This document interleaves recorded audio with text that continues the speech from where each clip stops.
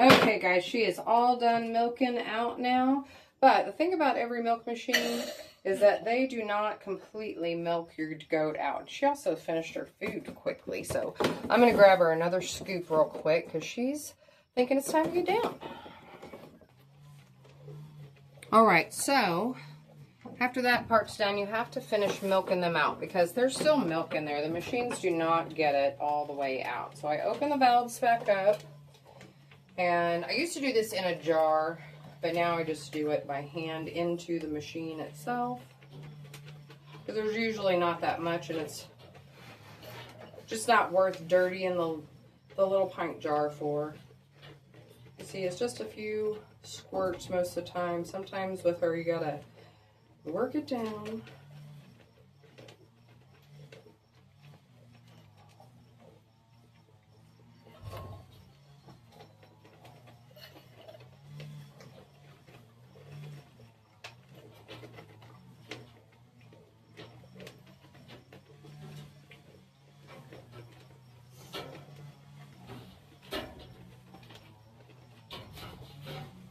Alright, I made a nice little mess. That's alright, I'm practicing this part.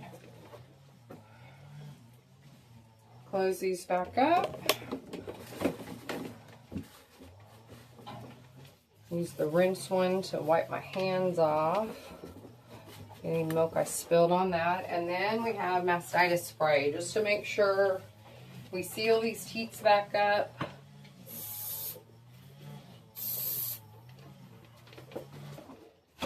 And she is done.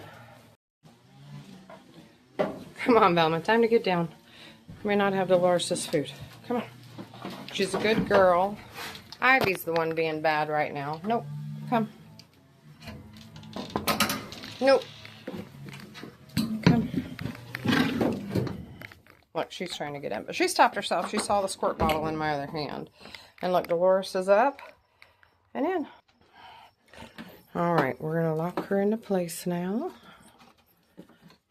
Ooh, one-handed is not an easy task with long ears in the way as well. And here she is, gorgeous girl.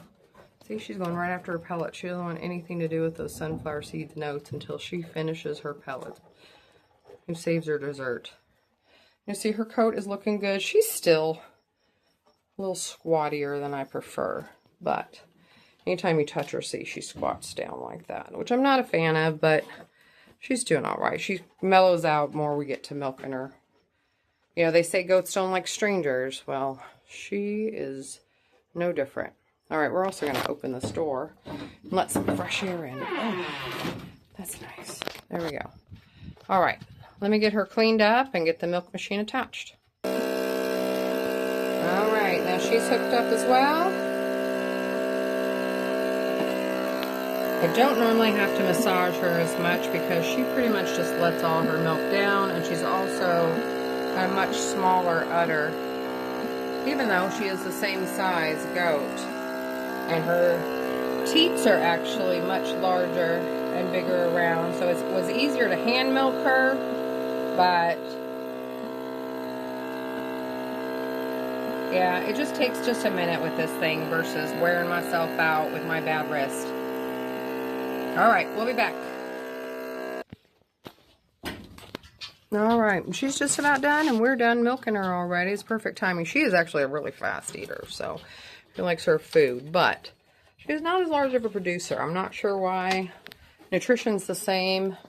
Her health is great. She's actually in better condition. She has a lot less of a triangle space missing on this side. I'm sure you can. It's hard to see with her color, but she's in good condition. She's a pretty girl. Are you done? She'll just shove her bowl out of the way when she's done. Let me shut this door up.